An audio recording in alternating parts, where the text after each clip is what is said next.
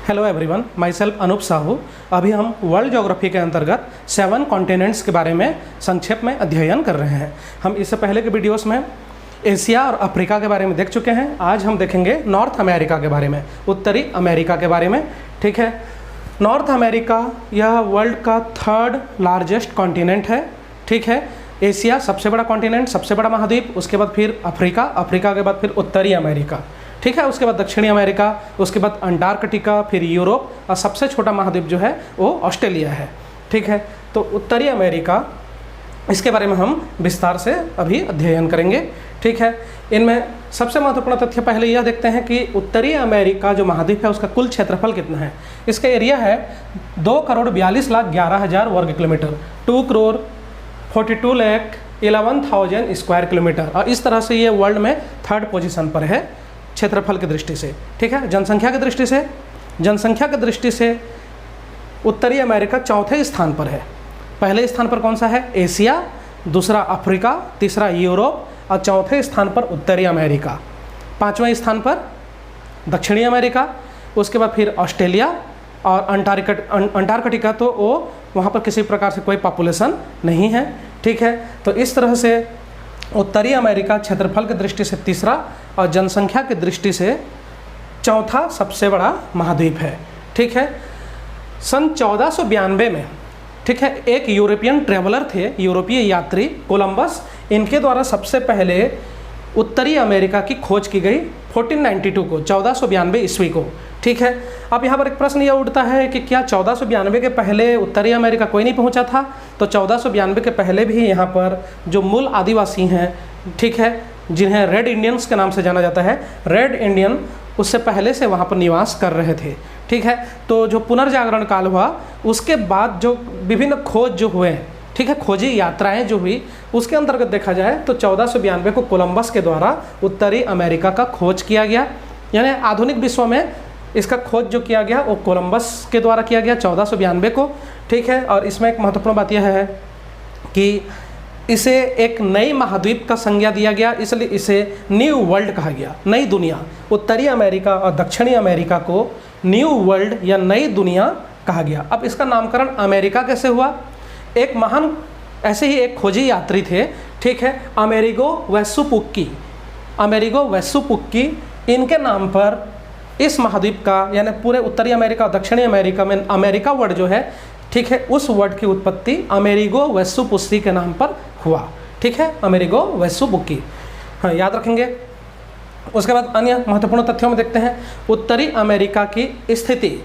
ठीक है, उत्तरी अमेरिका जो है वह अधिकांशतः उत्तरी गोलार्ध में स्थित है। ठीक है, अधिकांशतः क्या, पूर्णतः उत्तरी गोलार्ध में स्थित है, क्योंकि उत्तरी अमेरिका में किसी प्रकार से विषुवत रेखा नहीं है। जो इक्वेटर है वो उत्तरी अमेरिका से नहीं गुजरती, उत्तरी अमेरिका से ट्रॉपिक ऑफ कैंसर गुजरती है मैक्सिको से होते हुए। ठीक है, और उत्तरी अमेरिका से आर्कटिक सर्किल भी गुजरती है। ठीक है, तो ट्रॉपिक ऑफ कैंसर और आर्कटिक सर्किल गुजरती है। आर्कटिक सर्किल कनाडा के नॉर्थ से होते हुए गुजरती है और ट्रॉपिक ऑफ कैंसर यानी कर्क रेखा ये मैक्सिको से होते हुए गुजरती है। इक्वेटर उत्तरी अमेरिका से नहीं गुजरती, इसलिए उत्तरी अमेरिका पूर्णतः उत्तरी गोलार्ध में, ठीक है, नॉर्दर्न हेमिस्फीयर में स्थित एक कॉन्टिनेंट है। ठीक है, तो ये तो ग्लोब के हिसाब से उसका पोजीशन हो गया। अब आगे देखेंगे, उत्तरी अमेरिका के पूर्व में अटलांटिक ओशियन है।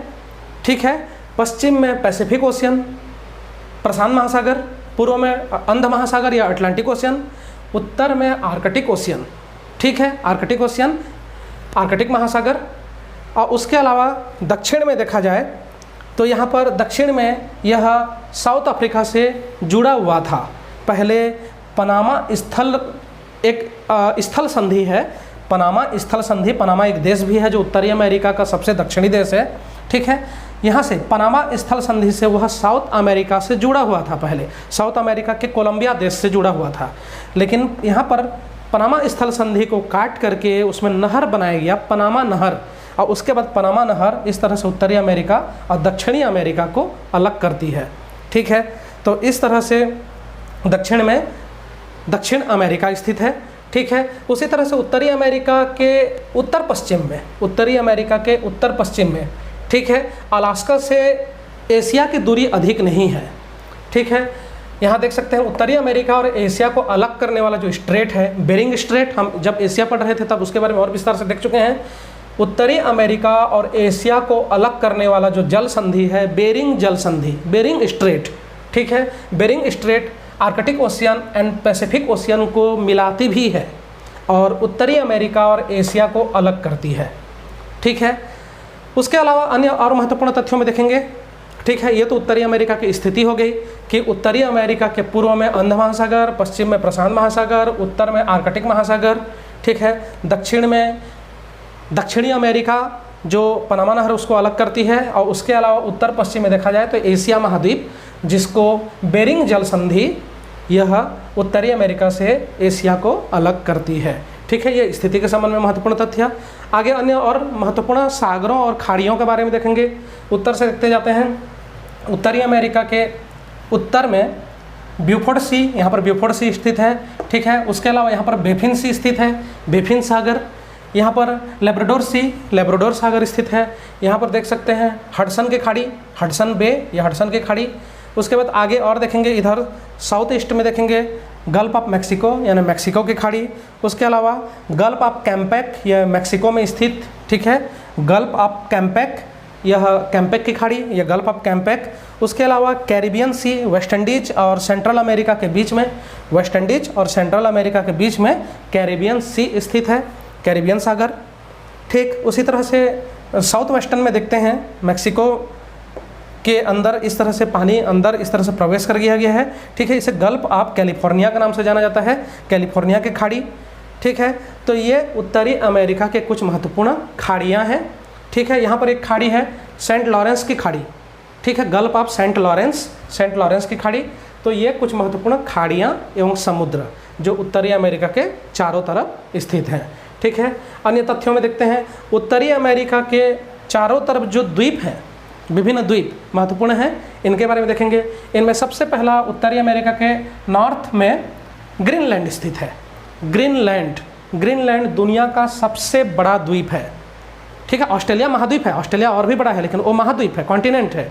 अगर हम द्वीपों में या आइलैंड्स में देखते हैं तो largest island of the world Greenland है, ठीक है। ग्रीनलैंड यह उत्तरी अमेरिका के उत्तर में स्थित है, यह दुनिया का सबसे बड़ा द्वीप है और यह डेनमार्क के आधिपत्य में आता है, ठीक है। यहाँ पर डेनमार्क का रूल है, डेनमार्क का आधिपत्य में आता है ग्रीनलैंड। यह पूरी तरह से फ्रिजिड एरिया है, पूरी तरह से जमा हुआ क्षेत्र है, कड़ाके की ठंड पड़ती है और यहाँ पर पॉपुलेशन डेंसिटी बहुत ही कम है। प्रति 50 वर्ग किलोमीटर में एक व्यक्ति, लगभग प्रति 50 वर्ग किलोमीटर में एक व्यक्ति, यानी कितना कम पॉपुलेशन डेंसिटी है देख सकते हैं, क्योंकि अधिकांश एरिया फ्रिजिड एरिया है, जमा हुआ एरिया है, बर्फीला एरिया है, ठीक है। ग्रीनलैंड का कैपिटल जो है और नूक है, ग्रीनलैंड का कैपिटल, हालांकि यहाँ पर डेनमार्क का शासन है, डेनमार्क का आधिपत्य में आता है। ग्रीनलैंड का कैपिटल नूक, ठीक है। नूक को गोडथाप के नाम से भी जाना जाता है, नूक को गोडथाप के नाम से भी जाना जाता है, यह ग्रीनलैंड का कैपिटल है, ठीक। अन्य आइलैंड्स में देखते हैं, एलिस मेयर आइलैंड, यह कनाडा के अंतर्गत आता है। Ellesmere island, Baffin island भी दुनिया के सबसे बड़े द्वीपों में से एक है, बेफिन आइलैंड, ये भी कनाडा के अंतर्गत आता है। उसके अलावा विक्टोरिया आइलैंड कनाडा के अंतर्गत आता है, विक्टोरिया आइलैंड, ठीक है। अन्य द्वीपों में देखेंगे न्यूफाउंडलैंड द्वीप, न्यूफाउंडलैंड द्वीप जो है यह कनाडा के उत्तर पूर्व में स्थित है, न्यूफाउंडलैंड द्वीप, यह भी कनाडा के अंतर्गत आता है, ठीक है। ये कुछ कनाडा का द्वीप और ग्रीनलैंड के संबंध में महत्वपूर्ण तथ्य हो गया। इसके अलावा हम देखते हैं अलास्का के पश्चिम में कुछ आइलैंड्स हैं, एक सीरीज में, एक श्रृंखला में कुछ आइलैंड हैं, इन्हें एलुसियन आइलैंड्स कहा जाता है। एलुसियन आइलैंड्स जो है वास्तव में एक्टिव वोल्केनोस हैं, एक्टिव वोल्केनोस, सक्रिय ज्वालामुखी हैं, एक्टिव वोल्केनोस हैं, ठीक है। अन्य द्वीपों में जो महत्वपूर्ण हैं, उत्तरी अमेरिका के दक्षिण पूर्व में स्थित वेस्ट इंडीज पश्चिमी द्वीप समूह। Remember one thing, West Indies कोई कंट्री नहीं है, वेस्ट इंडीज कोई देश नहीं है, वेस्ट इंडीज बहुत सारे देशों के द्वीपों का समूह है, बहुत सारे देशों के द्वीपों का समूह है वेस्ट इंडीज, ये पर्टिकुलर कोई कंट्री नहीं है वेस्ट इंडीज, ठीक है। कौन कौन सा देश आता है वो उसके बारे में हम देख लेंगे आगे। तो ये कुछ महत्वपूर्ण द्वीप हो गए, ठीक है। अब हम देखते हैं उत्तरी अमेरिका के विभिन्न राज्यों के बारे में, ठीक है, क्रम से देखते जाएंगे। उत्तरी अमेरिका के विभिन्न देशों के बारे में, ठीक है, कंट्रीज ऑफ नॉर्थ अमेरिका, उत्तरी अमेरिका के विभिन्न देशों के बारे में।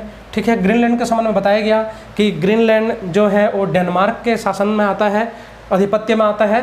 ठीक है, ग्रीनलैंड पर एक प्लेस है नॉर्थ ईस्ट। नॉर्थ ईस्ट जो है वो उत्तरी अमेरिका महाद्वीप के सबसे ठंडा स्थान है, coldest place of north America यह है नॉर्थ ईस्ट। यह -66 डिग्री सेंटीग्रेड टेम्परेचर पहुंच जाता है, -66 डिग्री सेंटीग्रेड टेम्परेचर यहाँ पर हो जाता है। नॉर्थ ईस्ट प्लेस का नाम है नॉर्थ ईस्ट, यह उत्तरी अमेरिका का कोल्डेस्ट प्लेस है। ठीक, अन्य तथ्यों में देखेंगे आगे। कनाडा, यह उत्तरी अमेरिका का सबसे बड़ा महाद्वीप और विश्व का दूसरा सबसे बड़ा महाद्वीप। विश्व का सबसे बड़ा महाद्वीप कौन सा है? रूस है, और रूस के बाद दूसरा सबसे बड़ा महाद्वीप जो है वो कनाडा है। ठीक है, Canada second largest country of the world. Third कौन सा है? China. Fourth USA, fifth Brazil. ठीक है, sixth Australia, seventh India, eighth बहुत सारे एट्थ को नहीं बता पाते हैं, एट्थ अर्जेंटीना। ठीक है, 8वें स्थान पर कौन सा है? अर्जेंटीना स्थित है। ठीक है, तो इस तरह से ये सबसे बड़े महाद्वीप हैं, देश हैं। ठीक है, तो उत्तरी अमेरिका का सबसे बड़ा देश जो है वो कनाडा है। कनाडा के संबंध में महत्वपूर्ण तथ्य ये देखेंगे कि कनाडा की राजधानी ओटावा, कनाडा की राजधानी ओटावा।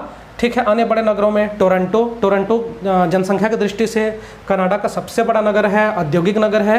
ठीक है, उसके अलावा अन्य नगरों में देखते हैं मॉन्ट्रियल है, मॉन्ट्रियल के अलावा विनीपेग है, वैंकूवर है। ठीक है, ये हैलिफैक्स है। ये कुछ महत्वपूर्ण नगर हैं जो कनाडा में स्थित हैं। ठीक, कनाडा की महत्वपूर्ण नदियों के बारे में देखेंगे क्रम से। कनाडा का सबसे महत्वपूर्ण नदी है मैकेंजी रिवर, मैकेंजी नदी, जो great Slave lake, Great slave झील के पास में निकलती है और सीधा जाकर के ब्यूफोर्ड सी में जाकर के गिर जाती है। ठीक है, ये सबसे महत्वपूर्ण नदी है। एक और महत्वपूर्ण नदी सेंट लॉरेंस नदी, जो कि नेविगेबल रिवर है, और नेविगेशन की दृष्टि से देखा जाए, नौकायन की दृष्टि से देखा जाए तो यह एक व्यस्ततम नौकायन वाला जलमार्ग है, व्यस्ततम जलमार्ग है। ठीक है, यहाँ से सीधा अटलांटिक ओशियन से बड़ी बड़ी शिप सेंट लॉरेंस नदी के माध्यम से सीधा ग्रेट लेक्स पहुँच जाते हैं। ग्रेट लेक्स क्या है ये बताया जाएगा।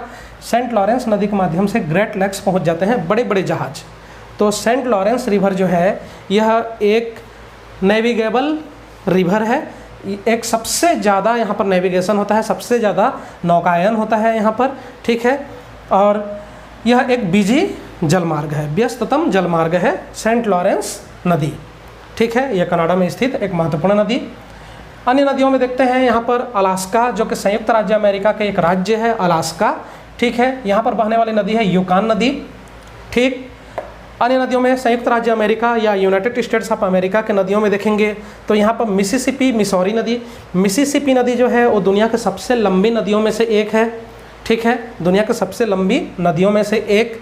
सबसे लंबी नदियों में नाइल रिवर या नील नदी, अमेजन नदी और यांगची नदी जो चाइना का है, और उसके अलावा मिसिसिपी नदी, ये दुनिया के सबसे लंबी नदियों में से हैं। ठीक है, तो मिसिसिपी नदी संयुक्त राज्य अमेरिका में बहने वाली एक लंबी नदी, इसके सहायक नदी है मिसौरी नदी। ठीक है, ये मिसिसिपी मिसौरी जो है वो सेंट्रल यूएसए में विशाल मैदान का निर्माण करता है, और यहाँ पर कृषि का विकास बहुत ही अधिक हुआ है। ठीक है, इन नदियों के द्वारा जो पाटी गई जलोढ़ मिट्टी है, इसमें कृषि का उत्पादन बहुत ही अधिक होता है। ठीक है, आगे देखते हैं। यूएसए के अंतर्गत एक और बड़ी नदी है कोलोराडो नदी, रिवर कोलोराडो। कोलोराडो नदी जो है वो यूएसए के पश्चिमी भाग में, दक्षिण पश्चिमी भाग में बहती है, और यह मरुस्थली भागों से होते हुए जाकर के गल्फ ऑफ कैलिफोर्निया, कैलिफोर्निया की खाड़ी में जाकर के गिर जाती है। कोलोराडो रिवर का सबसे महत्वपूर्ण विशेषता यह है कि इसमें विशाल गहरी खाइयाँ बना हुआ है, खाई। ठीक है, जिनमें से एक खाई है ग्रैंड कैनियन। ग्रैंड कैनियन यह कोलोराडो नदी पर स्थित एक बड़ी खाई है, और पर्यटन की दृष्टि से महत्वपूर्ण स्थान है ग्रैंड कैनियन। ठीक है, ये उत्तरी अमेरिका के कुछ महत्वपूर्ण नदियाँ। एक और महत्वपूर्ण नदी, ठीक है, रियो ग्रांडे नदी, रिवर रियो ग्रांडे। तो रिवर रियो ग्रांडे जो है वो यूएसए और मैक्सिको के बीच में सीमा बनाती है, यूएसए और मैक्सिको के बीच में सीमा बनाती है। ये देख सकते हैं रियो ग्रांडे। ठीक है, मैक्सिको और यूएसए के बीच में सीमा बनाती है। तो ये उत्तरी अमेरिका के कुछ महत्वपूर्ण नदियों के संबंध में। ठीक है, आगे और देखते हैं। हम विभिन्न देशों के बारे में देख रहे थे। तो उत्तरी अमेरिका में एक महत्वपूर्ण देश है USA, United states of America, संयुक्त राज्य अमेरिका। संयुक्त राज्य अमेरिका 50 राज्यों का एक देश है, ठीक है। यहाँ पर कुल कितने राज्य हैं? 50 राज्य, 50 स्टेट्स हैं। 50 स्टेट्स का एक कंट्री है यूनाइटेड स्टेट्स ऑफ अमेरिका, संयुक्त राज्य अमेरिका, ठीक है।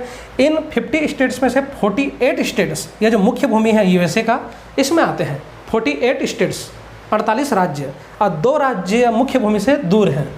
एक अलास्का, यह भी यूएसए का ही एक राज्य है। अलास्का यूएसए का क्षेत्रफल की दृष्टि से सबसे बड़ा राज्य अलास्का, और एक और प्रशांत महासागर में स्थित हवाई आइलैंड, हवाई द्वीप समूह। हवाई द्वीप समूह जो है वो भी संयुक्त राज्य अमेरिका का ही एक राज्य है, 50 राज्यों में से एक है हवाई द्वीप समूह। ये पैसिफिक ओशियन में है, ठीक है। वो बड़ी बड़ी ज्वालामुखियों के लिए प्रसिद्ध है। वहाँ पर हमेशा सक्रिय ज्वालामुखी जो हैं वो वहाँ पर एक्टिव वल्केनोस जो वहाँ पर बड़ी संख्या में पाए जाते हैं, ठीक है। बहुत संख्या में वहाँ पर वल्केनोस जो है एक्टिव हैं। यूएसए का 48 स्टेट्स के संबंध में महत्वपूर्ण तथ्य यह बताया गया है कि अलास्का 50 स्टेट्स में सबसे बड़ा स्टेट है, ठीक है। यूएसए का कैपिटल जो है वो Washington DC, Washington District of Columbia, ठीक है। वाशिंगटन डीसी यहाँ का कैपिटल है। अन्य महत्वपूर्ण नगरों में न्यूयॉर्क, न्यूयॉर्क जो एक महत्वपूर्ण वित्तीय, औद्योगिक, वाणिज्यिक, व्यावसायिक नगर है। संयुक्त राज्य अमेरिका का आर्थिक राजधानी के रूप में जाना जाता है न्यूयॉर्क को। न केवल संयुक्त राज्य अमेरिका बल्कि पूरे दुनिया का एक बड़ा वित्तीय केंद्र है, एक बड़ा महत्वपूर्ण आर्थिक, वाणिज्यिक वित्तीय केंद्र है न्यूयॉर्क। यहाँ पर बहुत बड़े बड़े मल्टीनेशनल कंपनीज जो होते हैं, मल्टीनेशनल कंपनीज के हेडक्वार्टर्स जो है, मुख्यालय, वो न्यूयॉर्क में है, ठीक है। तो एक अंतर्राष्ट्रीय व्यापार का एक महत्वपूर्ण केंद्र है न्यूयॉर्क, और एक बड़ा नगर है, ठीक है। अन्य बड़े नगरों में देखते हैं बोस्टन, बोस्टन सूती वस्त्र उद्योग के लिए प्रसिद्ध है। उसके अलावा शिकागो, शिकागो में दुनिया की सबसे बड़ी मांस मंडी है, दुनिया की सबसे बड़ी मांस मंडी।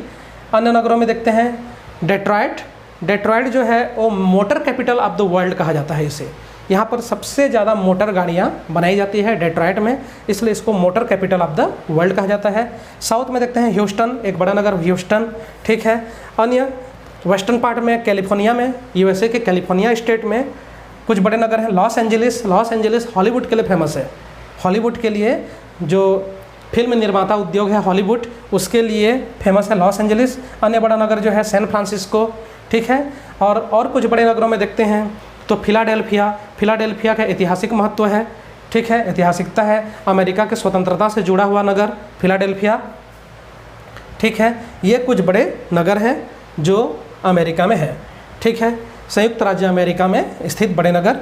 अन्य महत्वपूर्ण तथ्यों में देखेंगे, देशों के बारे में हम देख रहे हैं इसमें मैक्सिको, मैक्सिको जो है वो सेंट्रल अमेरिका का एक देश, उत्तरी अमेरिका के ही दक्षिणी भाग को सेंट्रल अमेरिका कहा जाता है, उत्तरी अमेरिका के दक्षिणी भाग को सेंट्रल अमेरिका कहा जाता है। इसके पीछे कारण यह है कि उत्तरी अमेरिका और दक्षिणी अमेरिका के बीच में है ये, उत्तरी अमेरिका महाद्वीप और दक्षिणी अमेरिका महाद्वीप के बीच में होने के कारण इन्हें सेंट्रल अमेरिका के नाम से जाना जाता है। इनमें से एक देश है मैक्सिको, मैक्सिको की राजधानी मैक्सिको सिटी, ठीक है, मैक्सिको की राजधानी मैक्सिको सिटी। मैक्सिको सिटी उत्तरी अमेरिका महाद्वीप का सबसे बड़ा नगर है जनसंख्या की दृष्टि से। उत्तरी अमेरिका महाद्वीप में जितने भी नगर है, इवन न्यूयॉर्क भी, ठीक है, इवन लॉस एंजलिस भी, शिकागो भी, इन सब को भी देख लिया जाए तो इनसे भी कहीं बड़ा नगर है Mexico city, capital of Mexico. Mexico की राजधानी मैक्सिको सिटी जनसंख्या की दृष्टि से उत्तरी अमेरिका का सबसे बड़ा नगर है, ठीक है।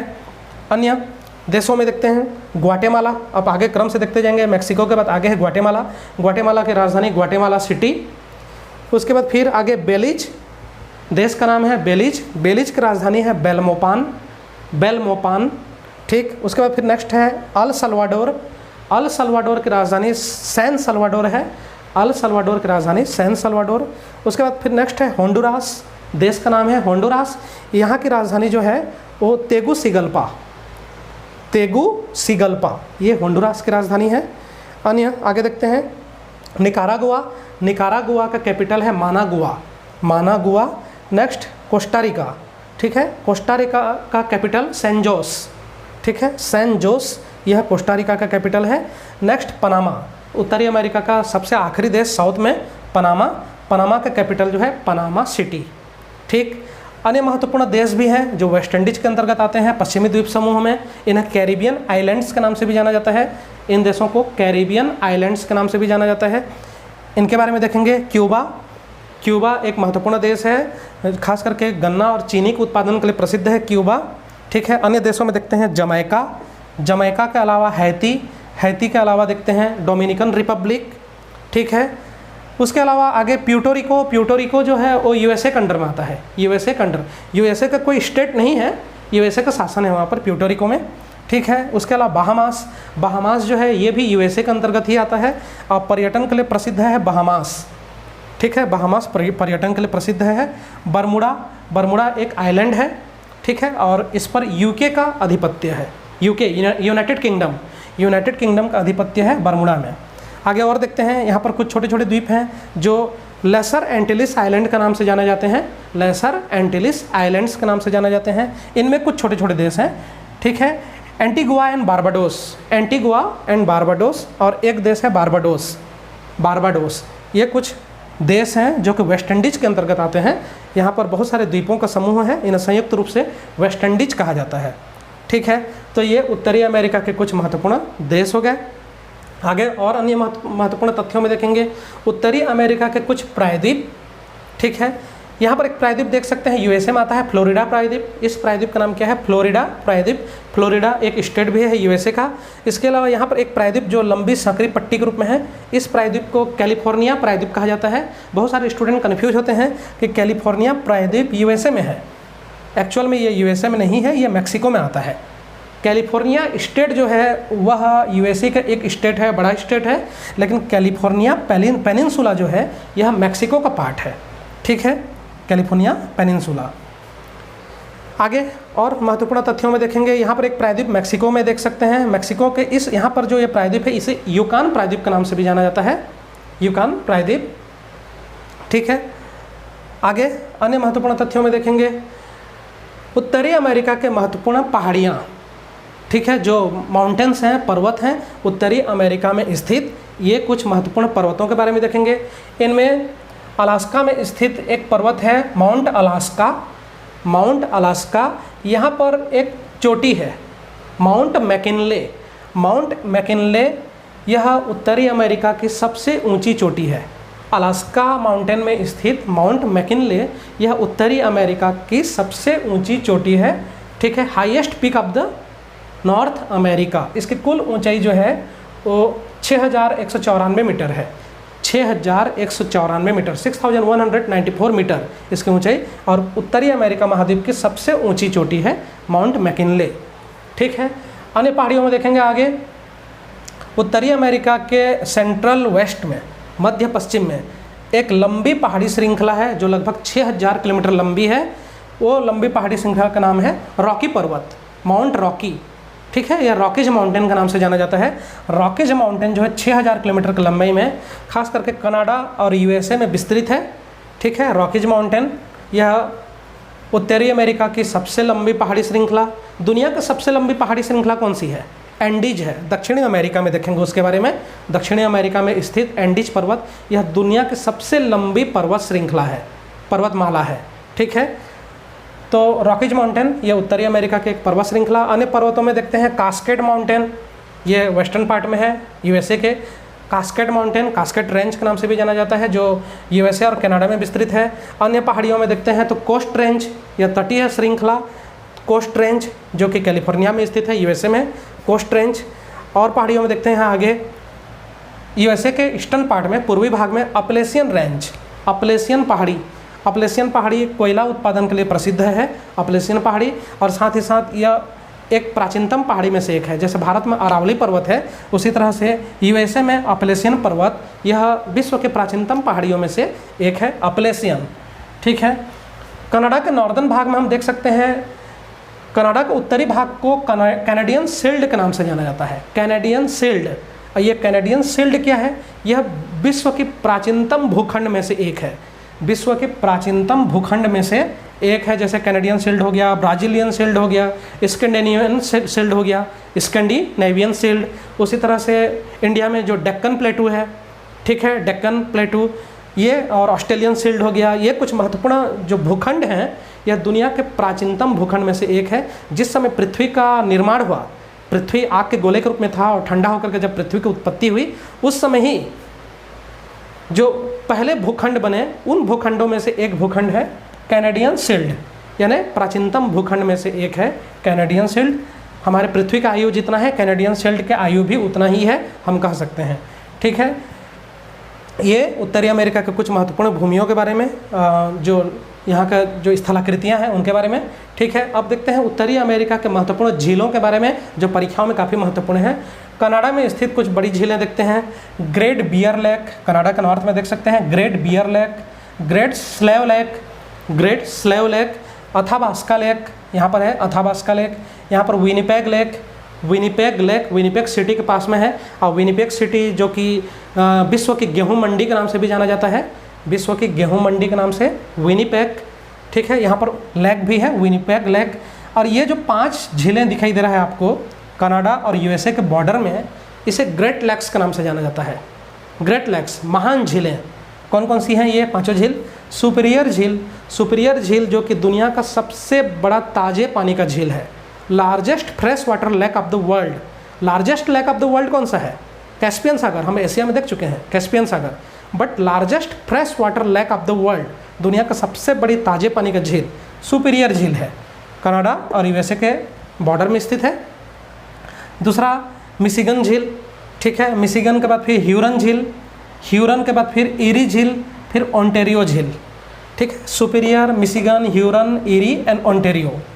ईरी और ओंटेरियो के बीच में एक वाटरफॉल है, नियाग्रा वाटरफॉल। नियाग्रा वाटरफॉल अपनी खूबसूरती के लिए प्रसिद्ध है, विश्व भर में बड़ी संख्या में यहाँ पर पर्यटक घूमने के लिए जाते हैं। नियाग्रा जलप्रपात जो कि ईरी और ओंटेरियो झील के बीच में स्थित है।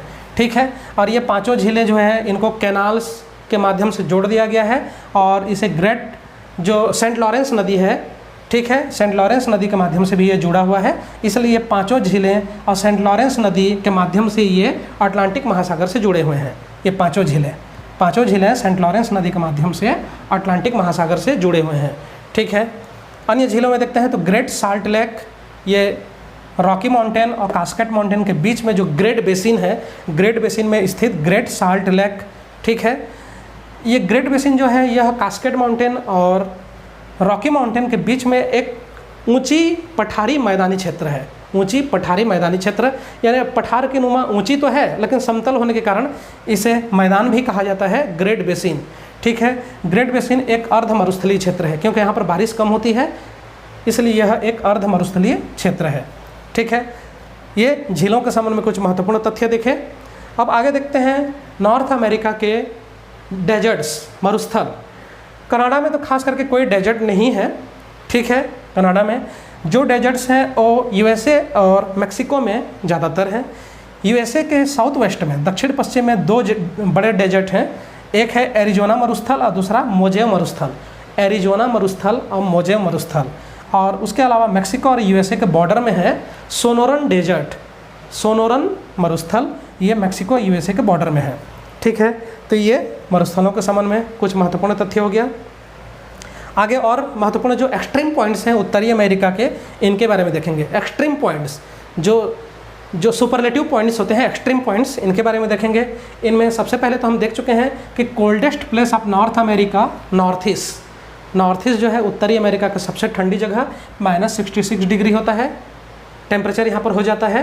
ठीक है, सबसे गर्म स्थान आप देखेंगे, उत्तरी अमेरिका का सबसे गर्म स्थान जो है वह यहाँ पर देख सकते हैं यूएसए के साउथ वेस्ट में, यहाँ पर है डेथ वैली, मृत घाटी। यहाँ पर टेम्परेचर जो है वो 57 डिग्री पहुँच जाता है, 57 डिग्री सेंटीग्रेड टेम्परेचर पहुँच जाता है डेथ वैली में, मृत घाटी डेथ वैली। ठीक है, यह यूएसए में स्थित एक स्थान है जो उत्तरी अमेरिका का सबसे गर्म स्थान है। यह उत्तरी अमेरिका का सबसे गहरा स्थान भी है। समुद्र तल से इसकी गहराई 86 मीटर है। समुद्र तल से इसकी गहराई 86 मीटर है डेथ वैली का। तो डेथ वैली की 2 विशेषताएं। ठीक है, hottest place of north America and deepest place of north America. ठीक है, उत्तरी अमेरिका के सबसे ऊंची भूमि बताया जा चुका है अलास्का रेंज में स्थित माउंट मैकिनले। ठीक है, ये उत्तरी अमेरिका की सबसे ऊंची भूमि है। तो ये उत्तरी अमेरिका के कुछ एक्सट्रीम पॉइंट्स हो गए। ठीक है, अन्य तथ्यों में आगे आप देखेंगे उत्तरी अमेरिका में खास करके जो कृषि उत्पादन होता है उसके बारे में। तो उत्तरी अमेरिका में खास करके यूएसए, कनाडा और मैक्सिको, ये तीनों कई फसलों के उत्पादन के लिए प्रसिद्ध है। ठीक है, इसमें हम सबसे पहले गेहूं का उत्पादन देखते हैं। तो कनाडा, यूएसए और मैक्सिको तीनों ही देशों में गेहूं का उत्पादन बहुत ज़्यादा होता है। इसमें कनाडा और यूएसए के जो बॉर्डर एरिया है 49 डिग्री, यह नॉर्थ लैटिट्यूड है। देखिए 49 डिग्री की जो अक्षांश रेखा है, 49 अंश अक्षांश रेखा, यह अधिकांशतः कनाडा और यूएसए के बीच में सीमा बनाती है। कनाडा और यूएसए के बीच में सीमा बनाती है 49 डिग्री की अक्षांश रेखा। और उसके अलावा ग्रेट लेक्स हो गया, ठीक है, ये भी सीमा बनाती हैं कनाडा और यूएसए के बीच में। तो 49 डिग्री अक्षांश रेखा के आसपास स्थित है प्रेरीज घास का मैदान। प्रेरीज घास का मैदान विस्तृत घास का मैदान है, समतल मैदानी भाग है और यहाँ पर घास उगते हैं बड़ी मात्रा में। तो यह विस्तृत घास का मैदान जो है उसे प्रेरीज घास का मैदान कहा जाता है।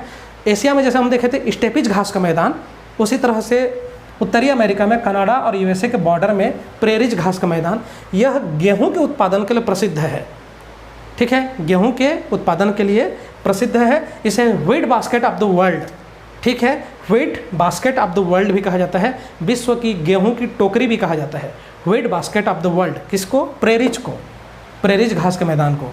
ठीक है, उसके अलावा यूएसए के जो मध्यवर्ती भाग है यहाँ पर भी गेहूं का उत्पादन अधिक होता है। पूर्वी भाग में भी, अब मैक्सिको में भी गेहूं का उत्पादन अधिक होता है। चावल के उत्पादन में हम देखते हैं तो यूएसए का साउथ ईस्ट पार्ट और मैक्सिको, यहाँ पर चावल का उत्पादन भी अधिक होता है।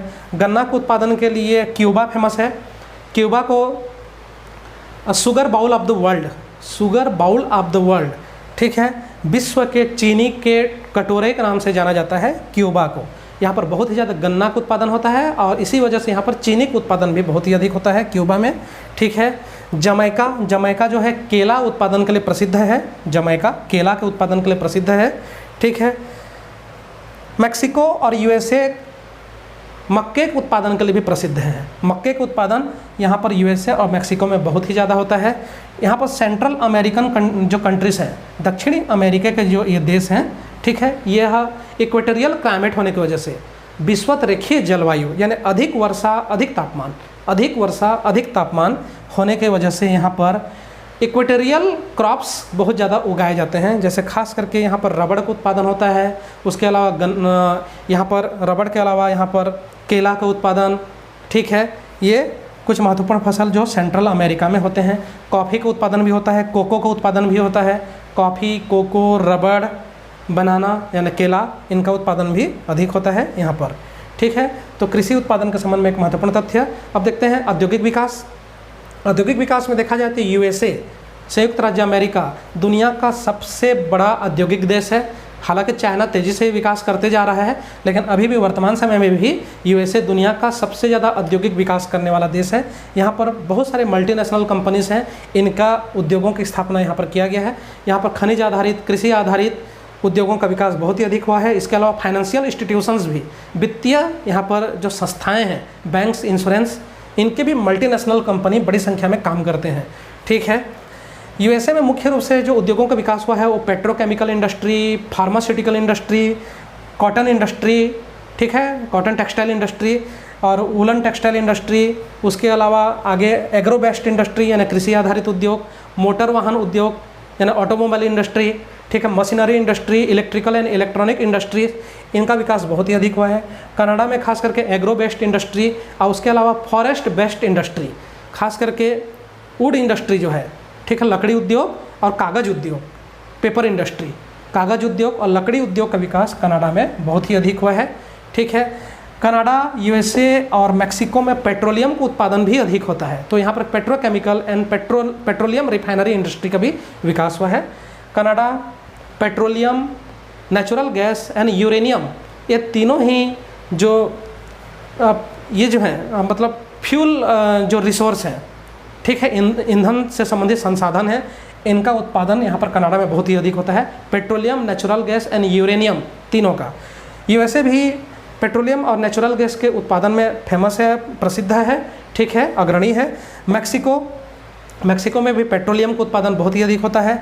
गल्फ ऑफ मैक्सिको जो है, मैक्सिको की खाड़ी, यहाँ पर मैक्सिको और यूएसए के द्वारा बड़ी मात्रा में पेट्रोलियम का उत्पादन किया जाता है। गल्फ ऑफ मैक्सिको पेट्रोलियम के उत्पादन के लिए प्रसिद्ध है।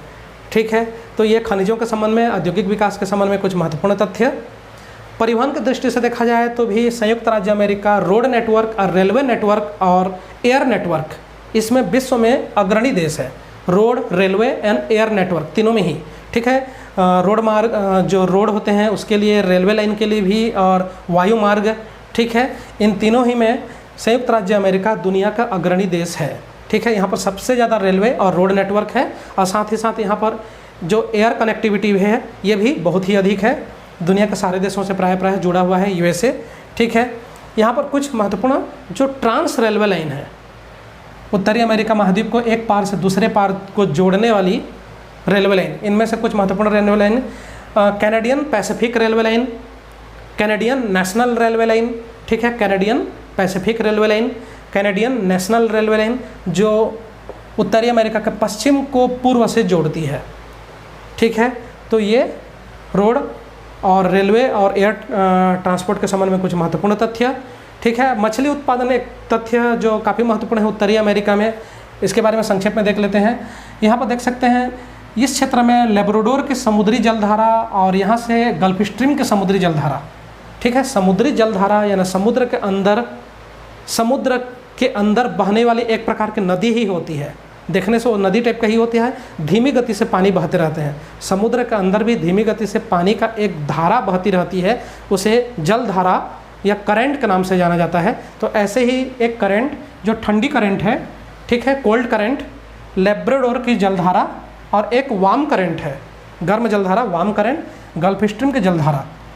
तो गल्फ स्ट्रीम की जलधारा इस तरह से और लेब्राडोर की जलधारा इस तरह से बहती हैं, और न्यू फाउंडलैंड के पास दोनों आपस में टकराते हैं, तो वहाँ पर घना कोहरा छा जाता है, और इसी वजह से यहाँ पर प्लैंकटन, जिसे हिंदी में प्लवक कहा जाता है, इसकी उत्पत्ति अधिक होती है। एक प्रकार का शैवाल होता है प्लैंकटन, इसकी उत्पत्ति यहाँ पर अधिक होती है, और उसे खाने के लिए बड़ी संख्या में वहाँ पर मछलियाँ आती हैं।